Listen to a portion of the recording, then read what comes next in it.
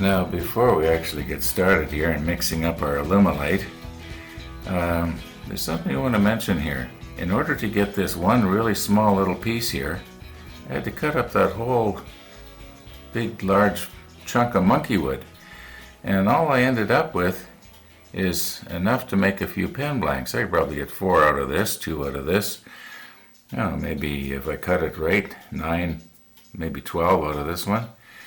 This one here, it's a little bit too thin, except for maybe slim lines. It's only about 5/8 of an inch thick. Anyway, that's kind of too bad. I feel bad about that. Now, before I actually start mixing, I'm going to triple check my calculations here. But this is the way I see it. The inside of the pipe has a diameter of 51.7 millimeters. And for each millimeter length that I want to fill that pipe with Alumilite, it takes approximately 2.1 milliliters of Alumilite. Now, each one of those slots takes up approximately 6.6 milliliters in volume. Now, there's 8 slots, so we need a total of 52.8 milliliters just to fill the slots. Now, if I want about an inch or 25 millimeters extra on each end, we're looking at another 105 milliliters. So that's approximately 160 milliliters in volume.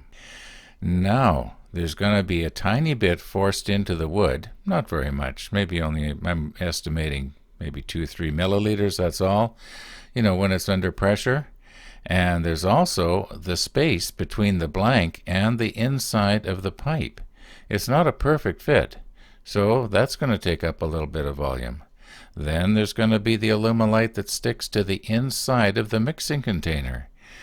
And in other words, I'm going to allow about an extra, why don't I just mix up 200 milliliters? That should do it. If I have a little bit too much on one end, well, I'll decide. Maybe I'll have that where the knob end is, or maybe I'll have it at the base end. I'll see at the time. Anyway, enough talking here. Let's get at it, or I'm not going to have a video to post tonight. I don't usually give safety tips, but I am going to give you a warning. If you try to cut a piece of plastic pipe, or for that matter anything round, on a saw like this, and you're not holding it down tight, it'll start sawing through, okay? And then what can happen, if you're not holding it tight, it'll start to rotate on you, and it'll catch. And about 15 years ago, I was sawing a piece of pipe like this on a different saw. I was not holding it down real tight. It caught, and one humongous bang, I had a catch that, like I've said before, scared the neighbors 3 doors down. And I had pieces of plastic pipe flying all over the place. I could have been hurt, but I was lucky I wasn't. Anyway, just a bit of a tip. Oh, another thing, when you go all the way through, wait for the blade to come to a complete stop before you raise it back up, just in case your little loose piece here is going to catch somehow. Now, once I get started in this process, and especially when I get to the time-sensitive part, I don't want to be doing a whole lot of explaining about what I'm doing and why I'm doing it. I just want to do it. So anyway, got my little piece of wood here to hold it up off the bottom. Oh, by the way, this is a piece of plexiglass. I use CA medium to hold that on. I'm just going to have to be real careful that I don't go and push it off the end. I don't know how well that's glued on. I guess I'm going to find out when I try to pry it off after this is all over with. Anyway, so I got that. Now on this end, to keep it from floating back up, I'm going to use a nail. I'm going to shine it up, and then I'm going to put mold release on it nice and thick. And I'll put it in here. And the idea will be, after I get it in, I'll just take a piece of tape and I'll do something like this. I'll get it centered, and then hopefully I'll be able to twist that nail out afterwards. That's the plan. Anyway, I think that's about all I wanted to explain here before we get started.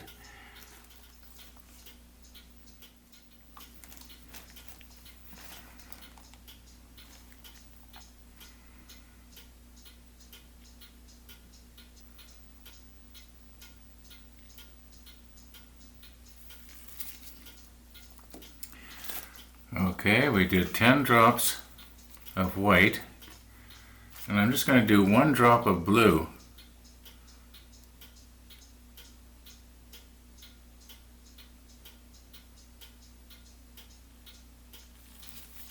Now we'll see how dark that goes.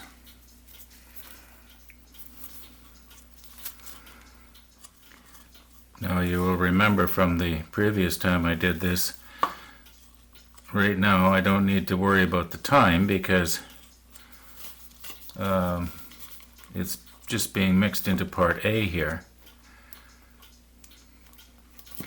And I've concluded that the reason they ask you to mix it in with part A is because it is so viscous that the dye, which is also very viscous, will mix better rather than have it swirling around as one big lump in the part B, which is much thinner. I don't know, that's kind of okay. It's kind of what I wanted. I wanted it to be blue and yet fairly light. I'll just mix that real good. I'm going to just turn the camera off here.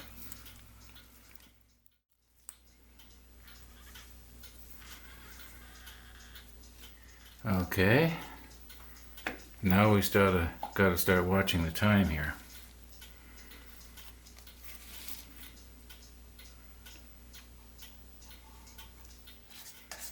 This is part B. It pours quite nicely. I probably got 99% of it.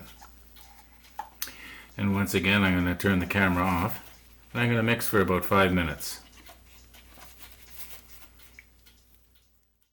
We're about 8 minutes into this now. And I'm going to degas it. Not for very long, just to get rid of the worst of it. It'll help a little, I think.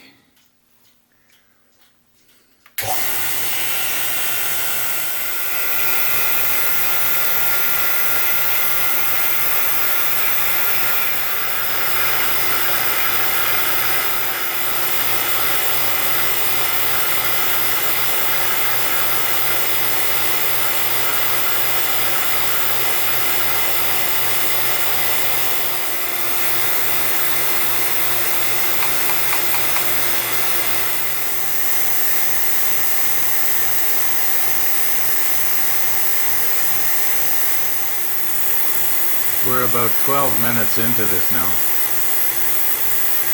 and I would say it's probably 99% as good as it's going to get, even though you still see bubbles coming up there.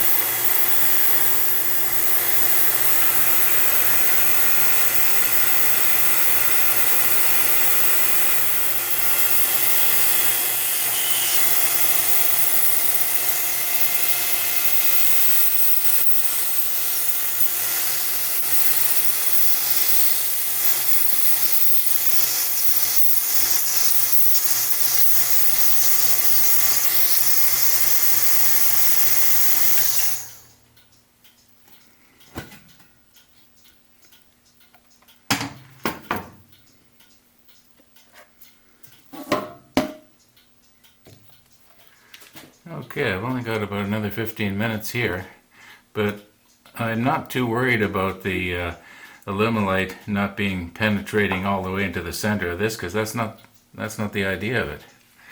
And I'm going to pour it at an angle here.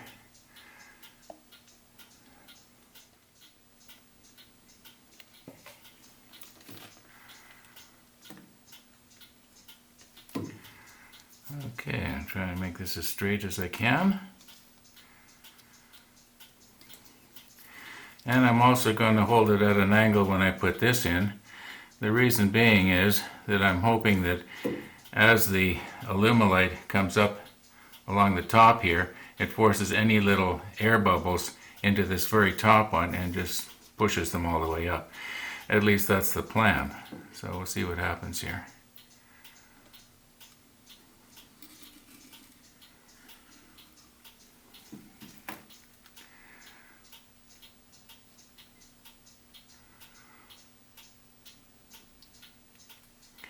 And I also want to be careful not to go pushing real hard, because if I was to push the end off the bottom, well, that would be the end of this project.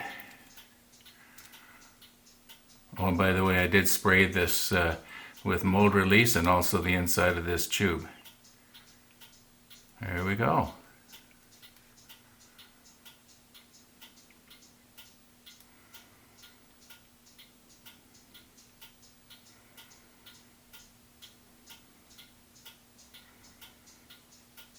It's down.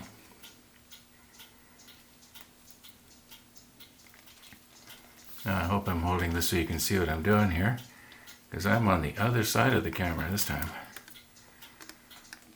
Okay.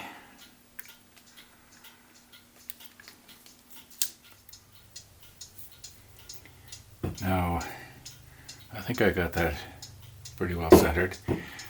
Might be off just slightly there. When I measured for the length of this plastic tube, I forgot about the fact that I was going to have a nail sticking out. Oh yeah, it's going to be alright. I was kind of worried about this part catching on the nail. Alright. Still stays liquidy for about 15-20 minutes yet. That's about it.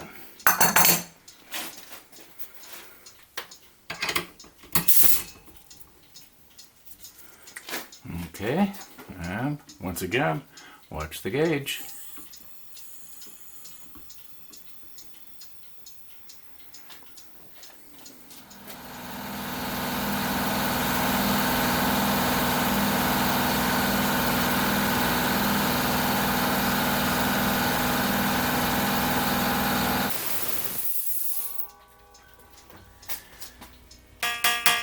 Well, obviously what I did was I bled the air compressor just a little bit so that it would kick in.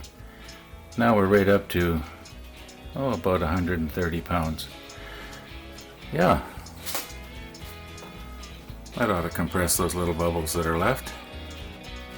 And, well, I guess there's nothing much else we can do now, and come back and look at it in the morning, see what we got. And, once again, thanks for watching.